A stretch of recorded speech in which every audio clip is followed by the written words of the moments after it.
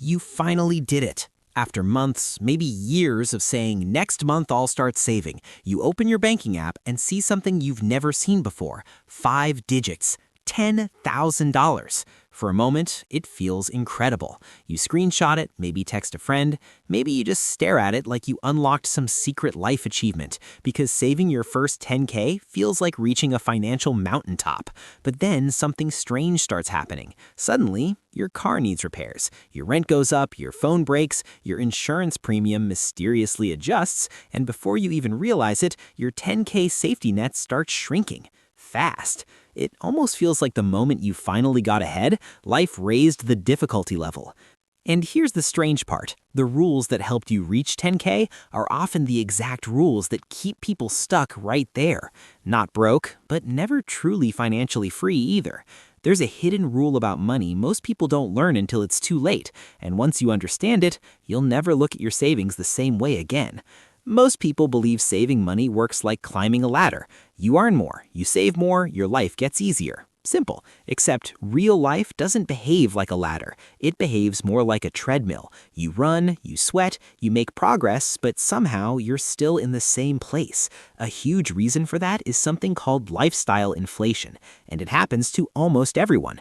Let's say you finally build that 10K cushion. Now, suddenly, you feel safer upgrading your apartment. You justify the nicer car. You start ordering delivery instead of cooking. None of these decisions feel irresponsible. Individually, they're small, but together, they slowly raise the cost of your life. And now, the number that used to feel like freedom becomes the new baseline. Suddenly, 10K doesn't feel like wealth, it feels like bare minimum survival money. And the system quietly encourages this. Credit cards offer rewards, banks send pre-approved offers, apps suggest subscriptions, streaming services, food delivery, premium memberships. The financial system doesn't make money when you're secure. It makes money when you're slightly uncomfortable. Comfortable enough to spend, uncomfortable enough to keep working. It's like a video game where every time you level up, the enemies get stronger. And the worst part? When people struggle financially after saving, they blame themselves. I should have been more disciplined. I should have saved more. But the truth is, it's not just about discipline. It's about understanding the rules of the system you're playing in. Because saving 10K isn't the end of the game. It's the moment the real game begins. My name is Red, and I'm obsessed with understanding how money actually works. Not the motivational poster version, not the just buy less coffee version. The real version. The version where credit scores affect your rent, where inflation slowly eats your paycheck, and where banks somehow profit whether you're winning or losing. On this channel, we break down the hidden mechanics of the financial system. Simply, honestly, and sometimes with a little sarcasm. Quick disclaimer though, this video is education and entertainment only. I'm not a financial advisor. Always talk to a professional before making major financial decisions. Now, let's talk about why that first 10K is such a powerful financial turning point. Most people experience money in 2 phases, and the shift between them is where things get interesting. Phase 1, survival mode. This is where a lot of people start, paycheck to paycheck, maybe juggling credit card balances, student loans, car payments, unexpected expenses that feel like financial ambushes. Your goal in this phase is simple: survive. Build a small emergency fund, pay down debt, just get some breathing room. When you finally hit that 10K saved, you feel like you escaped something, because in many ways you did. But that's when phase 2 quietly begins. Stability mode. You're no longer constantly stressed about money, but now you face a different problem: temptation. Because the moment your finances look healthier, the system starts offering you more ways to spend. Suddenly, your inbox looks like this: pre-approved credit card with travel rewards, exclusive investment opportunity, premium banking benefits, upgrade your lifestyle.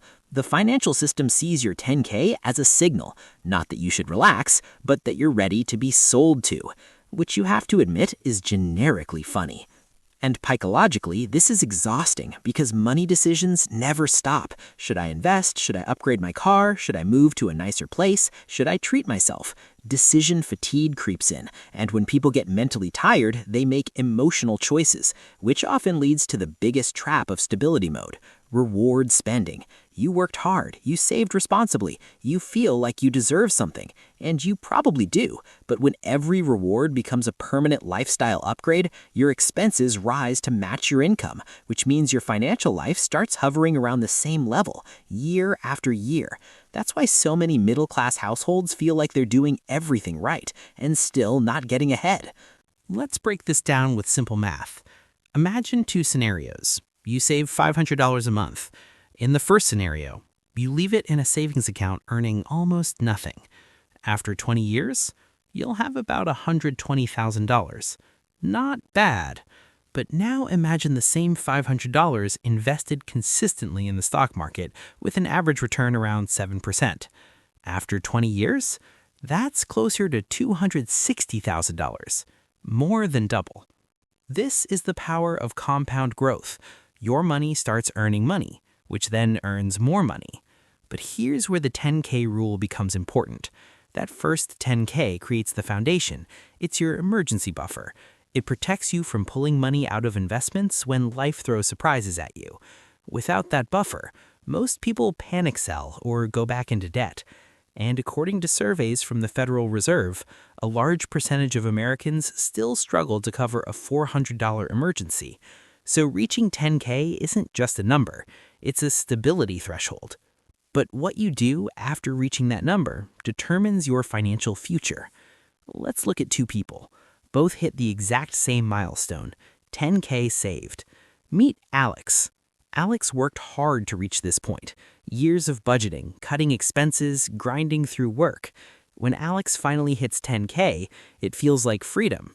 So Alex relaxes, upgrades the apartment, buys a nicer car, starts traveling more. None of these decisions are outrageous. But slowly, Alex's monthly expenses increase. A year later, Alex still has around 10K saved, but the cost of Alex's life has doubled. So the financial stress never truly disappears. Now meet Jordan. Jordan also hits 10K, and Jordan celebrates too, but Jordan creates a rule. That 10K is untouchable, emergency only. Then Jordan starts building a second layer, investments, automated contributions, retirement accounts, maybe a 401k through work, maybe an index fund. $300 a month, $500 a month, nothing flashy, just consistency. 5 years later, Alex still feels like money is tight. Jordan suddenly notices something strange. The investment account is growing faster every year because compound growth has started doing its job. Both started at the same place, but one treated 10K like permission to spend, the other treated it like financial armor. So how do you use the 10K rule to actually change your financial life? Here's a simple framework. Rule 1. Protect your first 10K. This is your emergency buffer. Car repairs, medical bills, unexpected life chaos. Protecting this money prevents you from falling back into debt. Rule 2. Build a growth layer. Once your emergency fund is set, your next dollar should start working. Retirement accounts, index funds, tax-advantaged investments, even small monthly amounts compound over time. Rule 3. Automate everything. Automation removes decision fatigue. Set automatic transfers, automatic investing, automatic savings increases. Your future self will thank you. Rule 4. Ignore lifestyle pressure. The world constantly encourages upgrades. Bigger house, newer car, better everything. But every upgrade increases your financial gravity. Sometimes the smartest move is staying exactly where you are. Rule 5. Be suspicious of financial products. If a bank is aggressively marketing something to you, ask why. Because most financial products exist to generate profit for the provider first, not necessarily wealth for you. Here's the mindset shift most people miss. Money isn't just about buying things. It's about buying options. Options to leave a toxic job, options to move cities, options to take time off when life gets messy. And that's why the first 10K matters so much, because it's the moment your finances stop being fragile and start becoming flexible. But only if you treat it the right way, not as a finish line, not as permission to upgrade your life overnight, but as the foundation everything else is built on. Because the real catch about money is that freedom rarely arrives all at once. It arrives slowly, quietly through small decisions repeated over years. So if you're working toward that first 10K, keep going. And if you've already reached it, protect it, grow it, respect it.